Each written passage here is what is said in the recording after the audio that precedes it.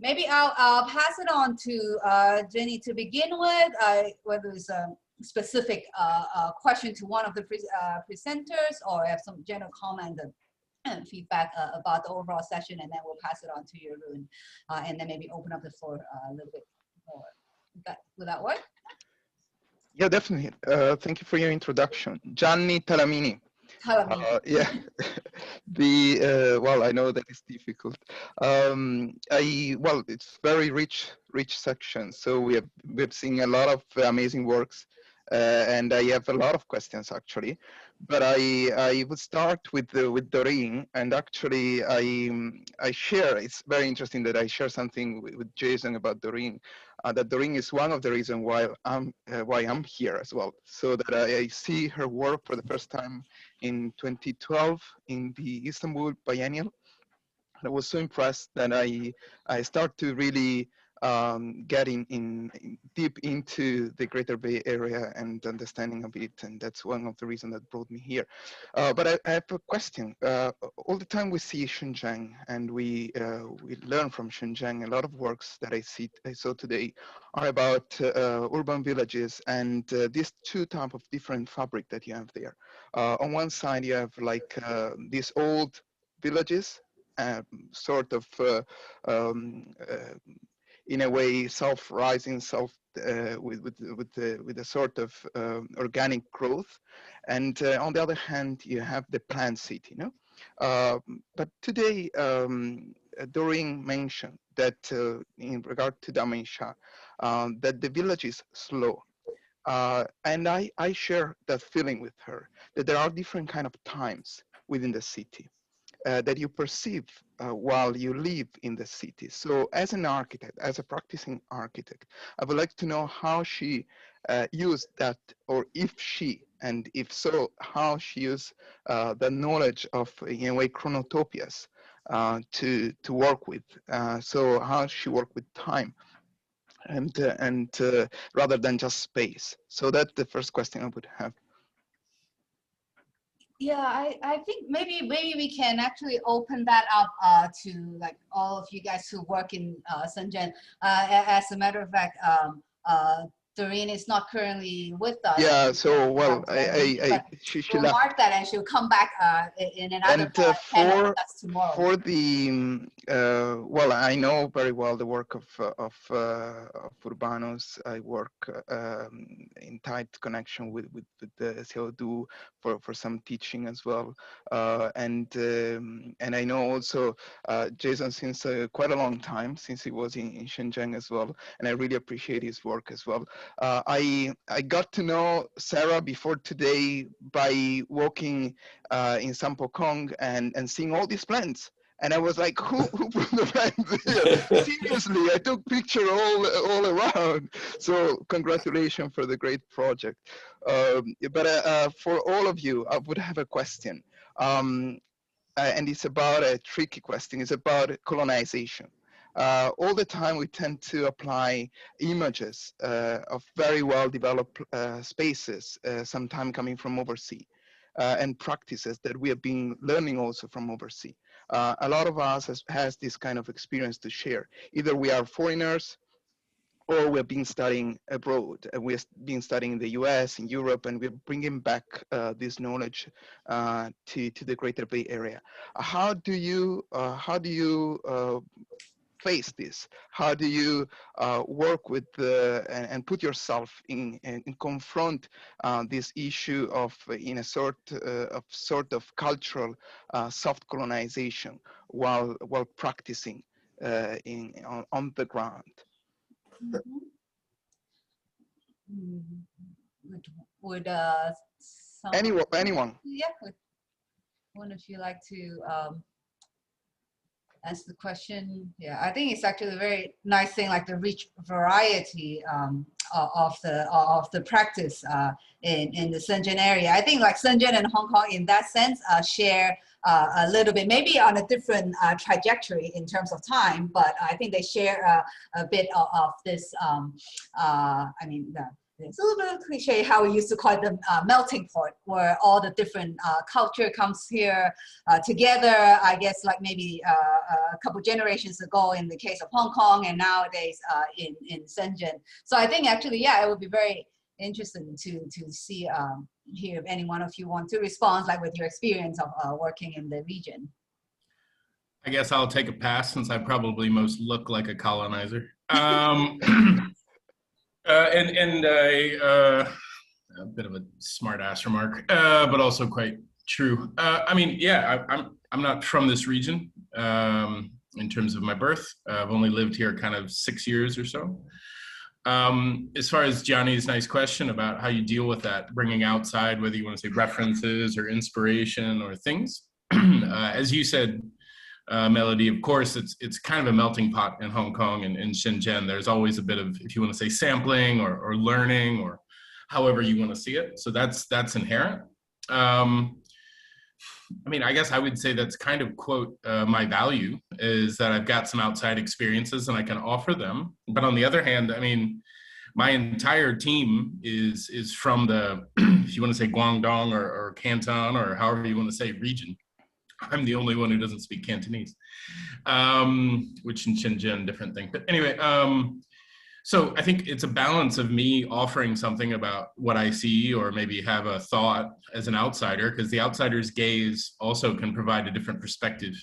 So it's maybe not about me bringing something I, quote, learned in the Netherlands or the United States or India, but it's about maybe bringing a fresh eye and finding a balance of that with what, whether it's a client or a citizen or a fellow staff member has to say about it, and how we can maybe kind of mix that together to bring something that can land locally, but do something a bit fresh.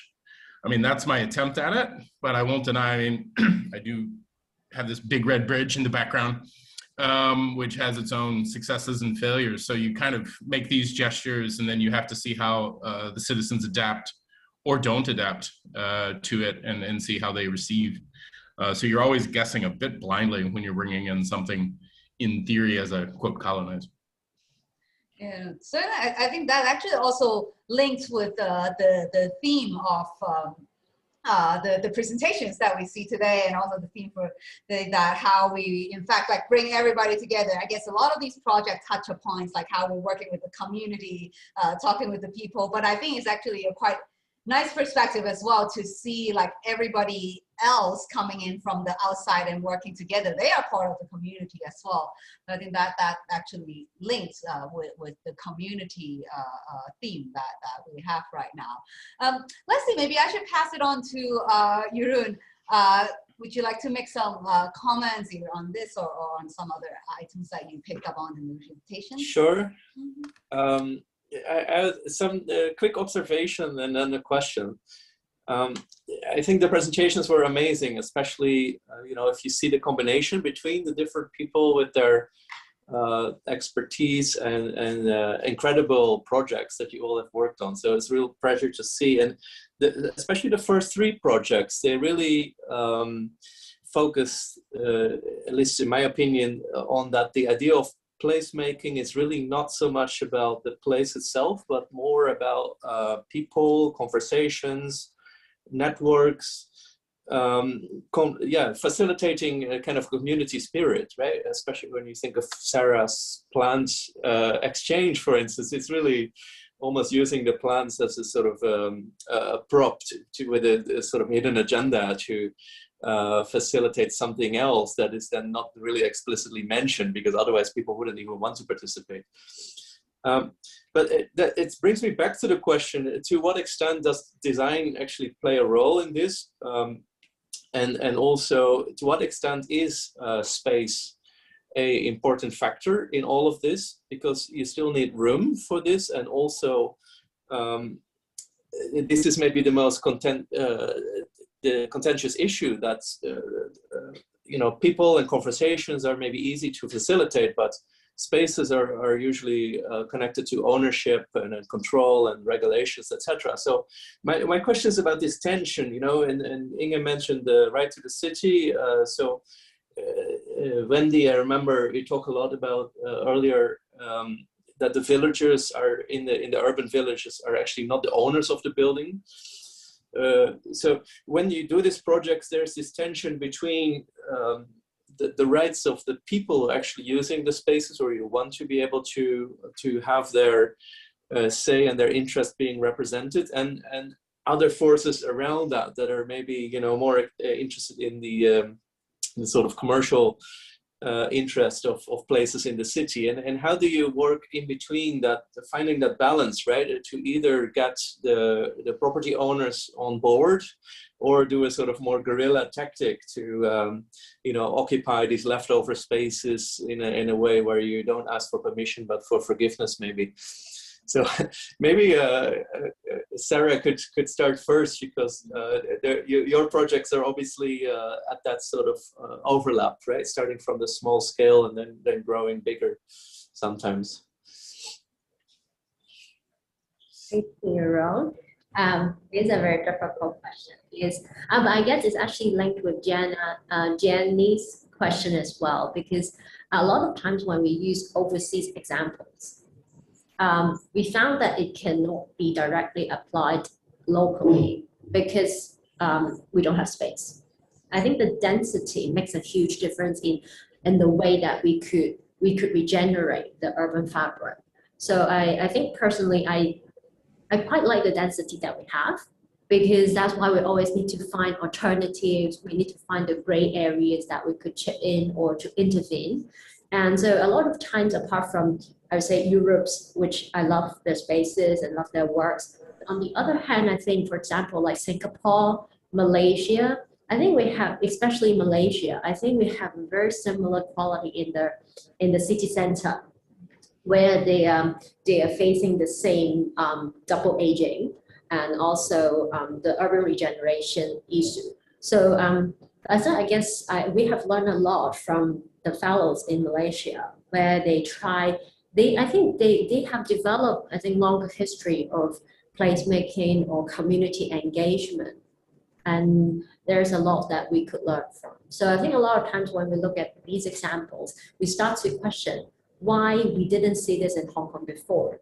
So I think that's the point that we started to think how we spread the connection, or who in the network we should get in touch with, so that there could be changes. Yeah, but a lot of times we, like, especially in Hong Kong, people are worried to start big.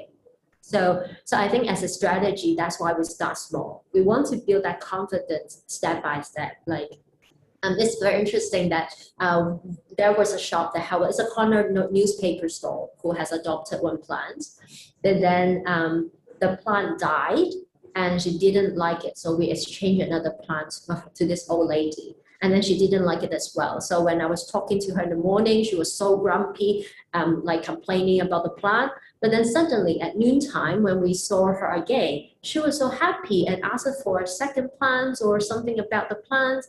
And we found that because her friends visited and they found that the design of the pot was very pretty. And then they think the plant was very special. So they start giving praise to this old lady and the initiative. And some people started to change. So I would say, like, design is very important, because people would get surprised. They thought the same, they always have this normal perception of one thing. So if you use this design to change the perception, they will feel surprised, and then I guess will be more engaged. Yeah, so I think we don't have space, so we have to start small, and then design is very important. I think that's wonderful, and it's actually a constant, like a bigger question that we are always like asking into when we look at like people and process and what is the role that design is playing. And I suppose I can also pass that same question by Jeroen also to Wendy. I think we can find some similar cases, and in the case of Shenzhen, I think, we do came across the question or the problem of what does design do if there is no space. But I guess there is different dimension of design or of the space. On one side is acting like a shell to accommodate those events, those happenings. On the other side, there is certain logic, the spatial logic, where you navigate or channeling different energies, or you will create possibilities. And also for the Gianni's question about the colonization, I think what we always study abroad in different places. And before I arrived in Shenzhen, I never been to this city. But anyway, Shenzhen is the city for immigrants, so doesn't really matter. But those methods, those tools, those knowledge we have is what we have, and the whole world is under those process of being the same. But we have those tools. At the same time, we study about the local reality, the logic behind certain phenomena. So the tool is being used to either analyze or to find a new, a creative process of designing. So I think for us, the project I shared is where we try to find like new method or create new architectural prototypes, because those prototypes, it would be saying, for example, a park, a garden, or a public space, or even a bench, or a community building. But when you understand the logic, when you have new lifestyle, for example, we always have those traditional space where those old people love it, but the young people doesn't really understand and never go there. So what you have to do is you have to design something, a place, not only from the appearance attractive, but also from the content itself.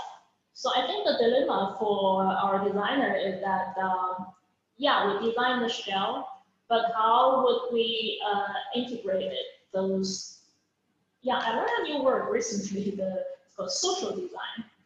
I find out it's a very broad term, but I think that is something, it's actually quite common in other parts of the world, I guess. But in China, it seems to be a new thing. And people are starting to do experiments from this field in Beijing, in Chengdu, community making, place making. They are all quite different. So the project I mentioned now we are working on, we are trying to bring the designers, architects, together with those the so-called social designers, or at least people who has the expertise to understand more, not only from the spatial logic, but from the community, the people itself. So the design of the correlation, the connection between those groups can be translated. I think the most important thing is the translation of those the community network or a social network into the spatial network, the structure.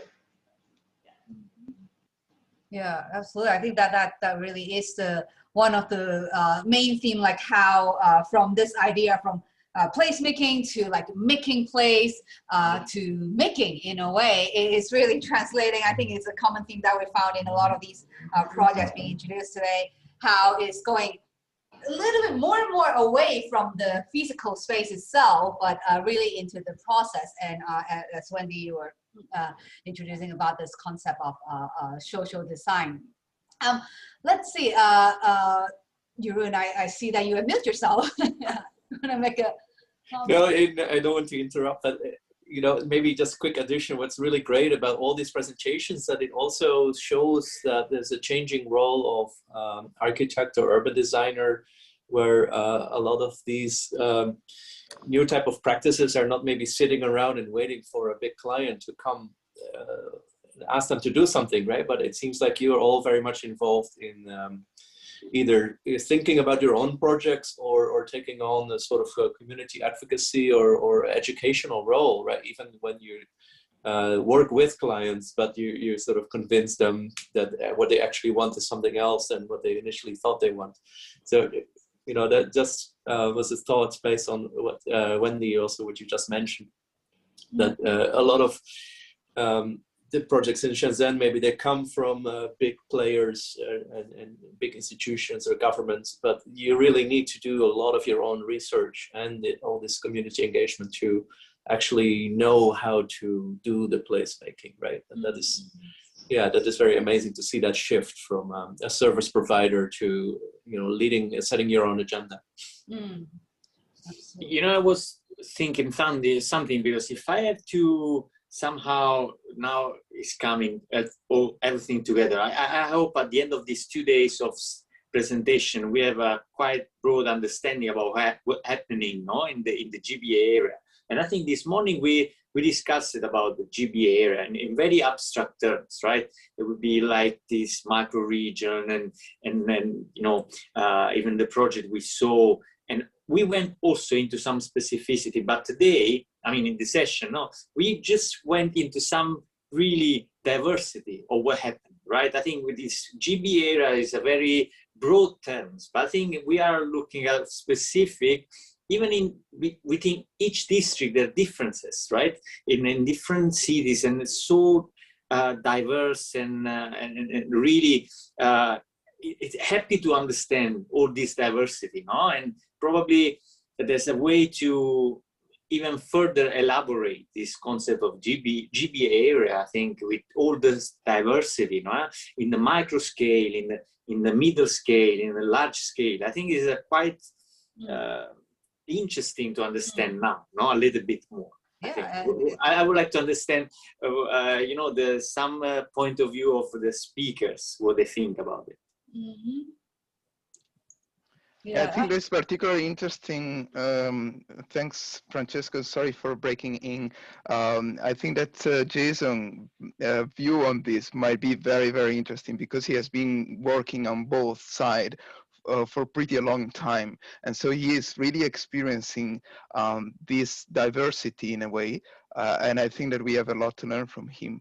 I also agree with the Jeroen about what we saw today about the great deal of social responsibility that in all this project is basically a sort of a red line that connect them. And yeah, I really appreciate that, and I really would like to congratulate with you, with all of you about that, because I think that it's still something that we need to transmit also to our students, and so you're helping us on that as well, because otherwise our voices are more difficult to pass as well. Yeah.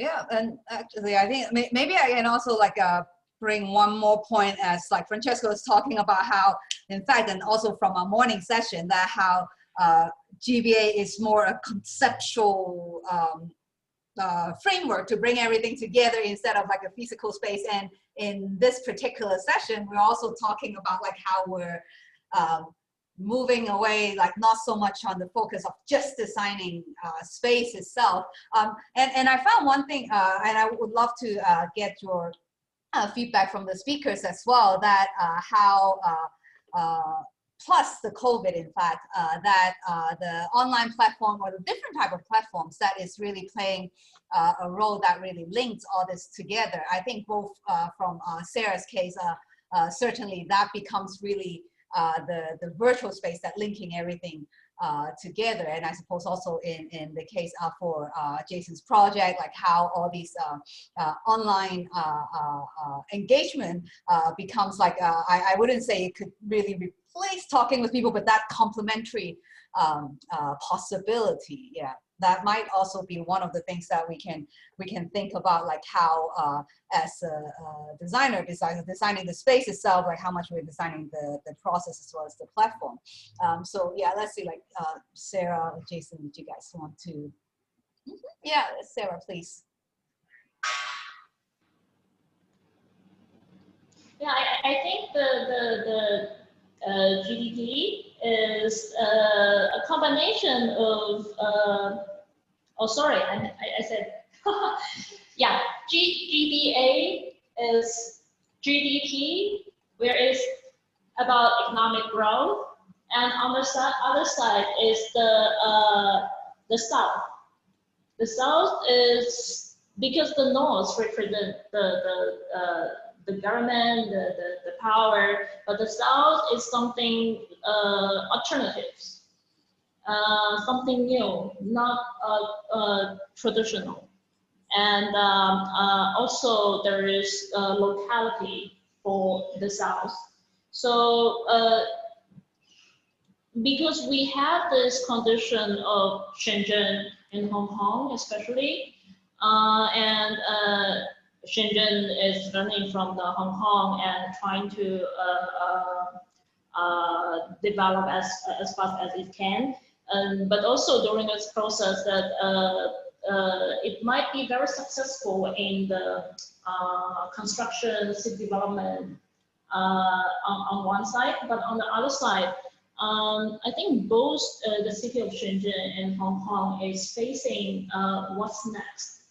What is the future, either lifestyle or the city model? Hong Kong is also very modernized, very well planned, very rigid planning city. But the southernness, I think, is somewhat got forgotten, or it's hidden there. It's waiting for us to discover it and learn from the local and combine it with our outsiders' tools, expertise to find those pioneering models. Yeah, no, absolutely. I mean, picking up on that idea of, I actually really like the idea where you're talking about, like, you know, like the South. I think that might be one thing that we haven't really thought about it so much, but yeah. And then I guess that this whole idea of the South is always the area where, you know, like new things can happen, and, you know, different innovation that comes up. And that actually leads to a very good question, and it might have to be our last question for the session, about like projection on, like, I mean, we all asked about like what is this future of the development in the Greater Bay Area. I guess both from the case of Hong Kong and Shenzhen. Yeah, actually very nice to maybe hear some comments from the speakers, both from your practice, from your work, or as your understanding. What would you be thinking, like, for the next step, perhaps? Maybe I could share. And wrap up. And yes, in fact, I think when we talk about what's next, and in fact, I feel that the next is already happening, because pandemic is that push, or like a nudge that make everyone changes. Because I think since pandemic break out, we have done a few research about the public space in Hong Kong, and then we found out many people have said that, like, for example, everyone flooded to Dong O Trail because they have changed their behavior. They have realized the need of public space, public life, or even outdoor activities. So these changes have already been started. So I feel that as a designer, architect, or urban designer, pandemic is difficult, but it's also an opportunity that we need to see how much we could grab. Because even nowadays, when we talk to different people, they are much more willing to change, because they have already changed to Zoom, they have already changed their habit in learning, they have changed their habits in weekend. So how can we make this like a movement so that they're changing the wellness, the idea of wellness? But so I think it's still challenging, but at least pandemic has opened the door to something that we may not have been imagined. So I think that would be my feedback on this. Yeah, absolutely. And seeing that as really a positive potential of pushing things forward. Let's see, if Jason, please. Yeah, I'll pick up on what Sarah said there and then add a little note. But I think, I mean, if we want to go next, and of course we're on Zoom, so it makes sense. But the potential of what place means in terms of how it intersects with digital, especially in the kind of communities we live in Hong Kong and Shenzhen in the greater Bay Area. It's a savvy series of folks that are much more willing to engage with that interface. But in terms of what that really means for, quote, place is, I think we're barely scratching the surface, and we all know it. And some people see that as a threat to placemaking or architecture or urban design. I feel differently. And then I would also say, you know, picking up again on the projects that were presented, I think that's the exciting thing. You know, Shenzhen and Hong Kong at different times kind of raced to this, if you want to say colonizing or learning from others or outsiders sort of moment, but you start to see the projects now having a very different attitude and really looking to find, whether you want to say identity or character or be a bit more grounded.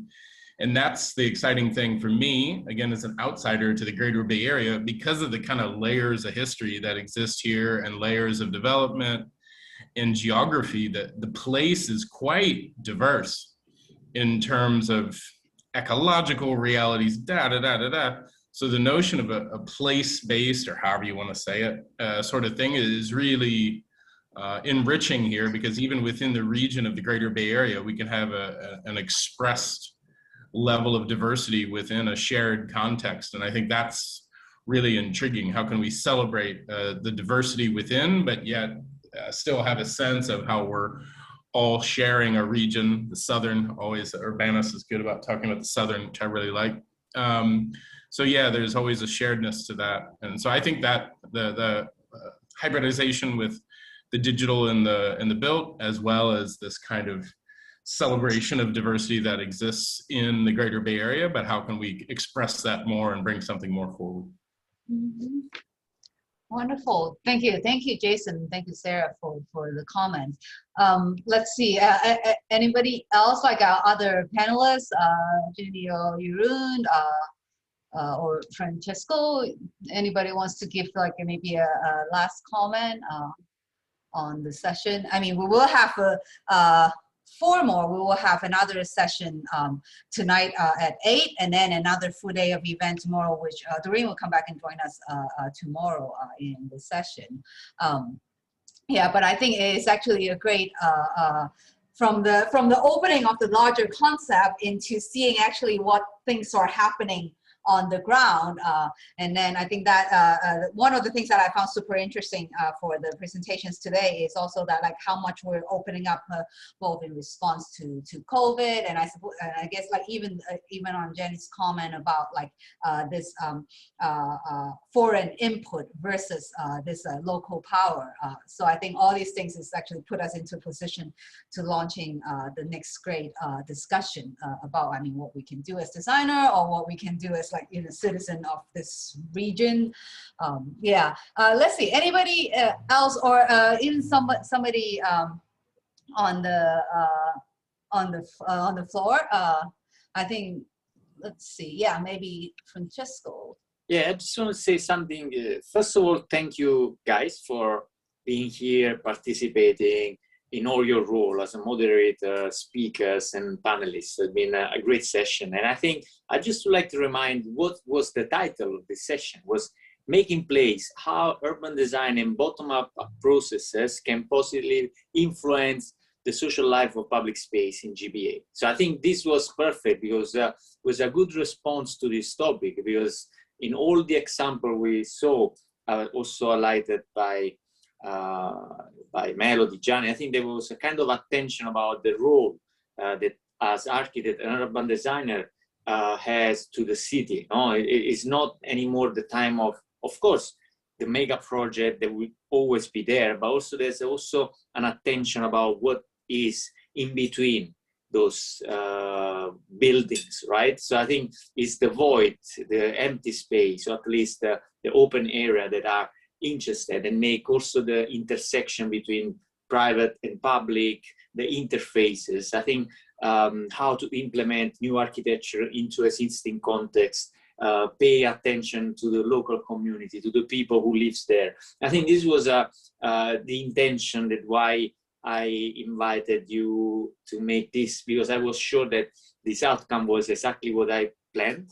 So I'm glad that you address this topic in a perfect way for me. Thank you so much. So I think